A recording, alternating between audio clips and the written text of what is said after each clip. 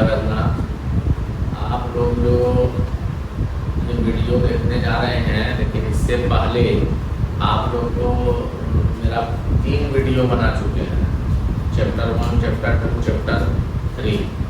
वो तीनों देखना होगा, पूरे वीडियो स्किप नहीं करें और पूरे देखें, तब आपको ये समझ में आएगा। डायरेक्ट इस वीडियो पर आइएगा तो थोड़ा सा दिक्कत होगा, समझ में नहीं आएगा। तो पिछले वीडियो में हम लोग समझे थे गणित क्या है, गणित का बिल्डिंग ब्लॉक्स ऑफ मैथमेटिक्स और प्रोपोजिशन, तर्कवाक्य बहुत ही इम्पोर्टेंट इस चैप्टर में है।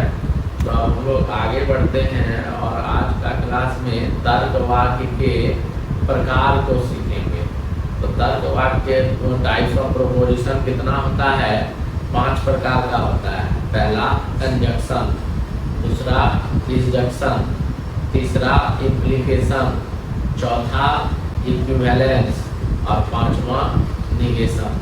तो सबको एक एक करके समझते हैं क्या है। तो संयोजित तर्कवाक्य, इसको कंजक्शन बोला जाता है। जब दो तर्कवाक्य को और से जोड़ते हैं तो उसे संयोजित तर्कवाक्य कहते हैं। एक उदाहरण ले लेते हैं, देखते हैं। तो उदाहरण लेते हैं, 30 एक सम संख्या है, ठीक। और दूसरा तर्कवाक्य लेते हैं, 10 30 को विभाजित नहीं करता। जिसका संयोजित तर्कवाक्य बनाना है तो नंबर 3 नंबर बना दिए। क्या लिखते हैं? 30 एक सम संख्या है और 10 30 को विभाजित नहीं करता है। तो तर्कवाक्य 1 सही है और तर्कवाक्य 2 सही नहीं है, क्योंकि 10 को 30 को विभाजित करेगा, लेकिन यहाँ लिखा है 10 30 को विभाजित नहीं करता है। तो तर्कवाक्य 3 जो बना वो गलत हो गया, क्योंकि पहला तर्कवाक्य सही है और दूसरा तर्कवाक्य गलत है। तो जो नया बना तीसरा नंबर वो गलत हो गया।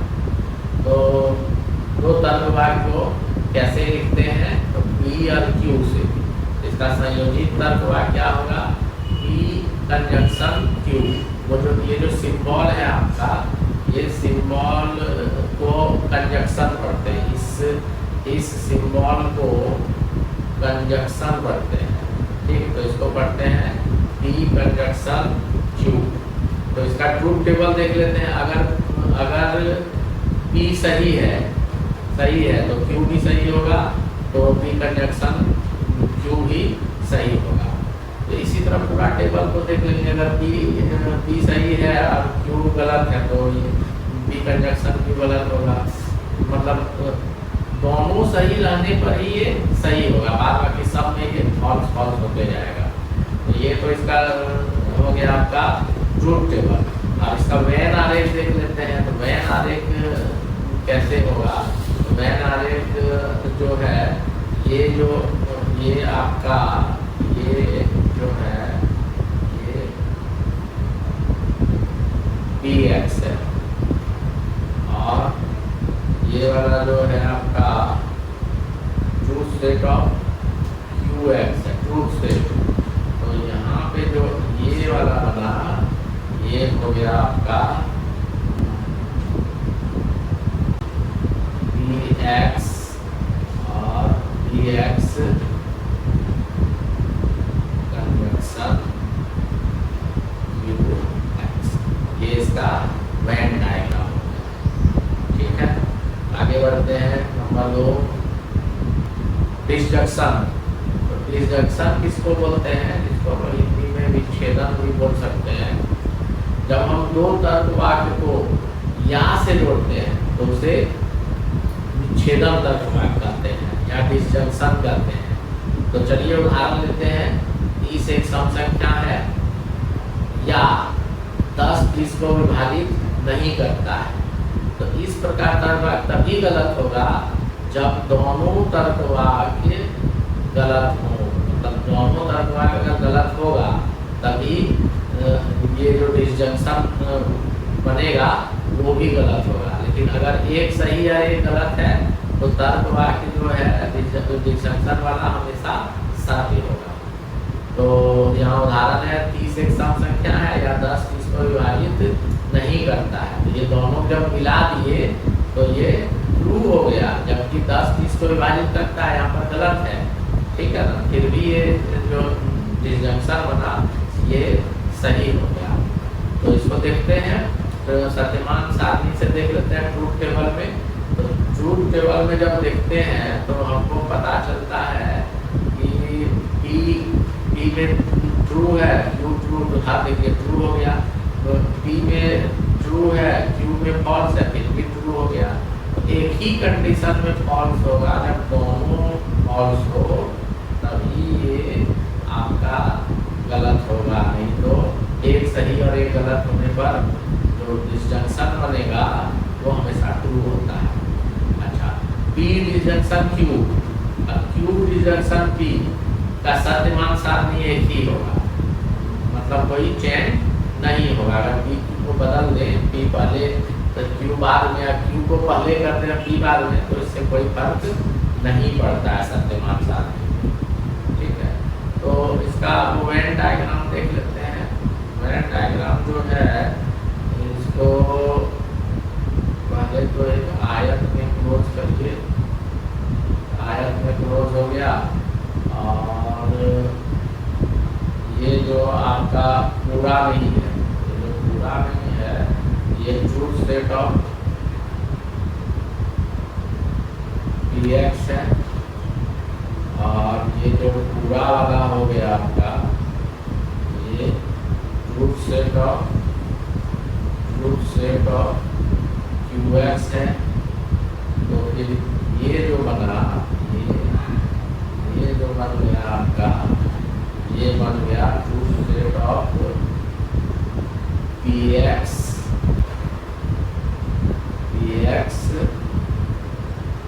डिसजंक्शन qx, ये आपका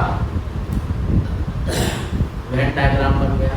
आगे बढ़ते हैं, निहितार्थ, इसको इम्प्लीकेशन बोलते हैं। क्या होता है निहितार्थ?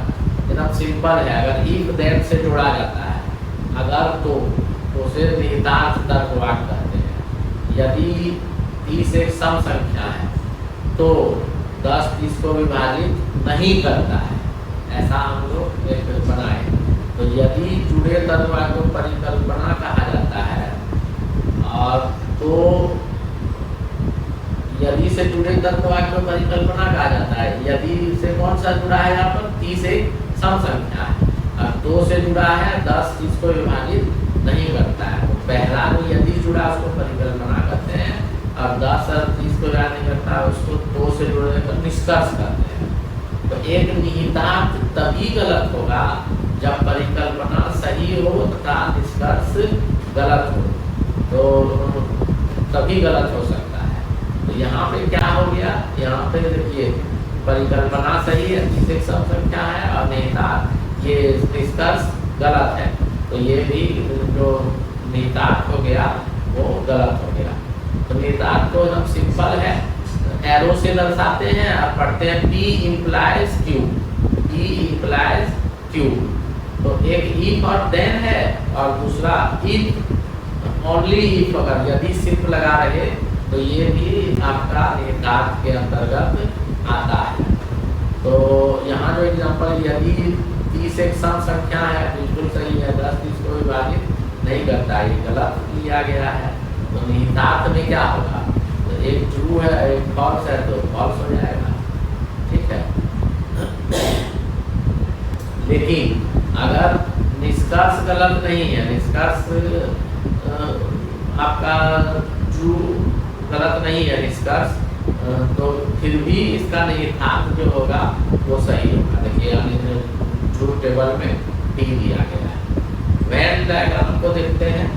तो वेन डायग्राम जो है इसका, इसमें जो वेन डायग्राम है इसमें आपको जो है पूरा पार्ट कलर है, कहीं भी बचा हुआ नहीं है, कहीं भी नहीं बचा है, और खाली जो है सिर्फ खाली कौन है, तो खाली px है, ये वाला पूरा खाली है, ठीक है। और ये वाला जो है qx ये पूरा भरा है, पूरा यूनिवर्सल सेट जो है वो पूरा कलर किया हुआ है। ठीक है, तो इसका true set of P x Q x कौन सा है? ये वाला जो कलर पार्ट है यही इसका ट्रू सेट होगा, निहितार्थ होगा P x implies Q x. ये इसका वेन डायग्राम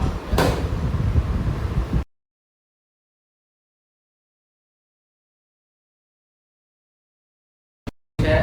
समतुल्य तर्क वाक्य, समतुल्य तर्क वाक्य किसको कहते हैं? इक्विवेलेंस भी होता है, इसका नाम बाय कंडीशनल भी होता है। तो एक संयुक्त तर्क वाक्य पर विचार करते हैं। 30 एक सम संख्या है यदि और सिर्फ यदि 10 30 को विभाजित करता है, तो वास्तव में दो तर्क वाक्य का संयोजन है। मतलब तो यदि और सिर्फ यदि से हम लोग दो तर्क वाक्य को जोड़ दिए हैं, तो संयोजन हो गया दो वाक्यों का। तो उपरोक्त दोनों वाक्यों का निम्नलिखित रूप से लिखा जा सकता है। अगर 10 30 को विभाजित 10 30 से विभाजित होता है तो 30 एक सम संख्या है। इसका उल्टा लिखते हैं, अगर 30 एक सम संख्या है तो 10 30 को विभाजित करता है। अतः पहला उदाहरण नीचे लिखे दोनों उदाहरणों का निहितार्थ है, मतलब उसका समतुल्य होगा। ठीक है, पहला जो उदाहरण है नीचे लिखे दोनों उदाहरण का निहितार्थ है तो वो समतुल्य होगा। यह कथन तभी सही होगा जब ई कैनॉट लीव क्यू सत्य होगा, जब पी और क्यू सत्य होगा, या पी और क्यू दोनों सत्य होंगे या पी और क्यू दोनों गलत होंगे। तो इस केस में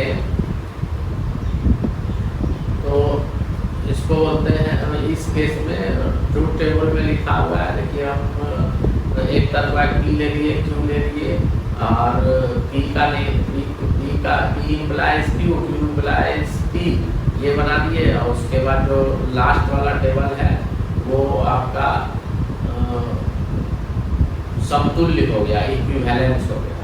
तो इसका जो है इक्विवेलेंस का हम लोग वेन डायग्राम देख लेते हैं। इक्विवेलेंस का कैसे बनेगा वेन डायग्राम?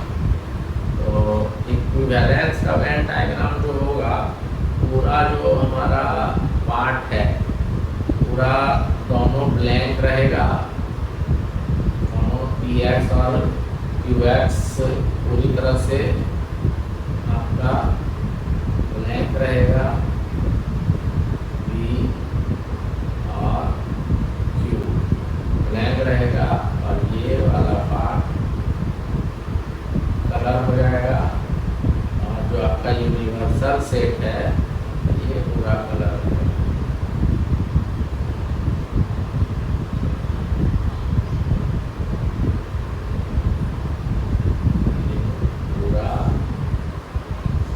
हो गया तो true set of P x हो गया, क्यू एक्स हो गया, ट्रू सेट ऑफ ये जो पार्ट हो गया आपका, ये पार्ट ये हो गया P x implies Q x, यही हो गया इसका समतुल्य या बाय कंडीशनल। नेक्स्ट देखते हैं प्रतिवाद या असहमत वाक्य निगेशन। दो कथनों पर विचार करते हैं, दो कथनों पर हम विचार करते हैं। मैं सुबह टहलने जाऊंगा, मैं सुबह टहलने नहीं जाऊंगा, उसमें नहीं लग गया पहला शब्द, पहला जो कथन है उसमें सिर्फ नहीं लग गया है। तो नहीं जब लग गया तो बस एक ही अंतर है नहीं लगने का,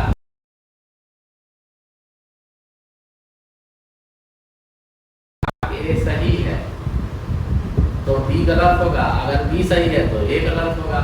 तो इसमें हम कह सकते हैं कि बी ए का प्रतिवाद है और या उसका असहमति प्रदान करता है। अगर बी ए कथन है तो ये जो सिंबल है ये सिंबल आपका जो है यही इसका प्रतिवाद का चिन्ह होता है, ये निगेशन का चिन्ह होता है। ये सिंबल लग गया मतलब समझ जाइए निगेशन का बात कर रहा है, उसका प्रतिवाद होगा, प्रतिवाद।